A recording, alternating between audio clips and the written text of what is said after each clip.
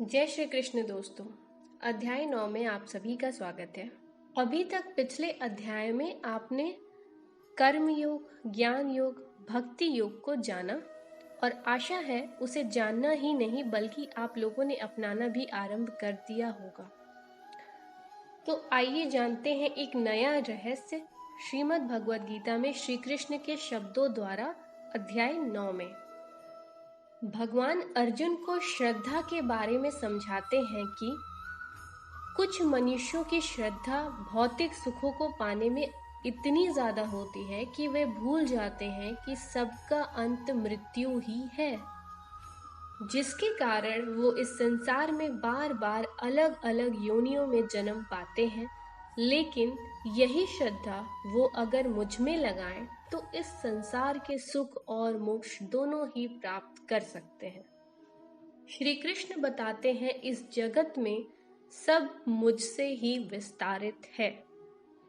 श्री कृष्ण की योग शक्ति है जिससे मनुष्य के शरीर में उनकी ही आत्मा है, जिसका अर्थ है कि हम उनसे ही उत्पन्न हुए हैं, अर्थात हमारा मूल पिता वही है, या यूं कहें कि जगत पिता वही है और उन्हीं की मर्जी से हमारा भरण पोषण भी हो रहा है।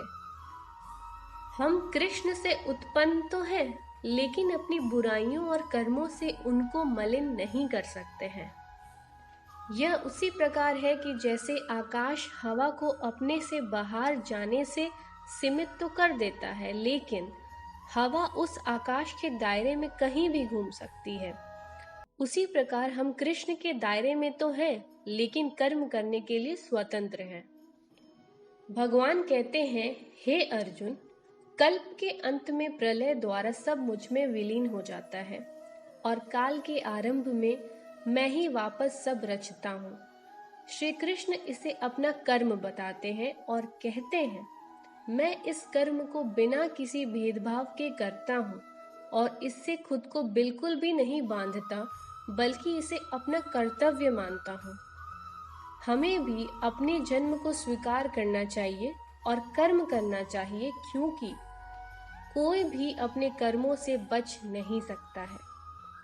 श्री कृष्ण के अनुसार हमें कर्म बहुत श्रद्धा और ध्यान से करना चाहिए, क्योंकि यह हमारे भविष्य की रचना करते हैं और यही हमारे मोक्ष का कारण होते हैं।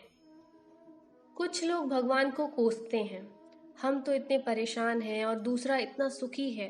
तो बताना चाहती हूँ कि यह उनके पिछले कर्म अनुसार है कि वो आज संकट भोग कर रहे हैं। लेकिन सच तो यह है दोस्तों, जो आज सुखी है वो कल जरूर दुखी होगा, और जो दुख की घड़ी में है वो कल जरूर सुख प्राप्त करेगा। दोस्तों, जिस धरती पर हम रह रहे हैं वो दुखालय कहलाता है, और यहाँ दुखी और सुखी हर व्यक्ति सांसारिक भोग की आशा में भूल जाता है कि उसको जन्मों तक यह भोगना पड़ेगा, चाहे वो अंबानी जितना अमीर व्यक्ति ही क्यों ना हो। कौन से लोग श्री कृष्ण को जान पाते हैं? राक्षसी स्वभाव के लोग जो लोभ और लालच जैसे विकारों में आनंद ढूंढते हैं, वो कभी भी श्री कृष्ण को नहीं जान पाते हैं। लेकिन देवीय भाव के लोग, जैसे कि आप जो इस ज्ञान को पढ़ रहे हैं, वह श्री कृष्ण को जान लेते हैं और अनन्य भाव से उनकी भक्ति करते हैं और निष्काम कर्म करते हैं, जिससे वह सामाजिक भला भी करते हैं। ऐसे देवीय लोग बार बार कृष्ण ध्यान करते हैं और अंत में उन्हीं ही प्राप्त होते हैं। दोस्तों, जो श्री कृष्ण को प्राप्त हो जाता है वह जन्म मरण के इस चक्रव्यूह से मुक्त होकर परम सुख को पाता है। आगे बताते हैं कि ज्ञान योगी श्री कृष्ण को निर्गुण निराकार रूप में भजता है। वो जान जाता है कि कृष्ण कोई देहधारी मनुष्य नहीं बल्कि परम शक्ति है, जिससे यह जगत और हम विस्तारित हुए हैं, अर्थात हमारे जन्मदाता कृष्ण ही हैं। श्री भगवान बताते हैं कि यज्ञ, मंत्र, अग्नि, स्वधा आदि में मैं ही हूँ। इस संपूर्ण जगत को धारण करने वाला मूल माता पिता मैं ही हूँ। आदि और अंत श्री कृष्ण ही है। जो स्वर्ग की प्राप्ति चाहते हैं, कृष्ण उनको स्वर्ग भोग प्रदान करते हैं। उनके पुण्य कर्मों के अनुसार।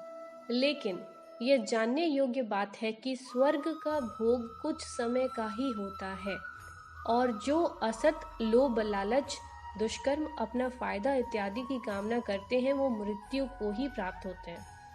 आगे भगवान बताते हैं अपनी एक और महिमा, जिसमें वो उन भक्तों की इच्छा को पूरा करते हैं जो दूसरे देवी देवताओं को पूजते हैं।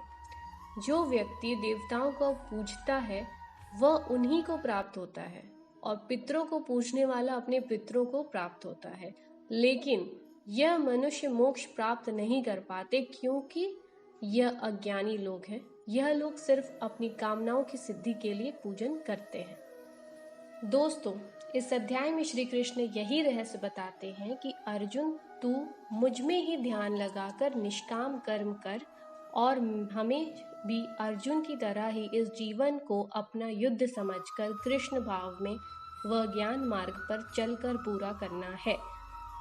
Thanks for watching. Please hit the like button, share as much possible and do not forget to subscribe to my channel.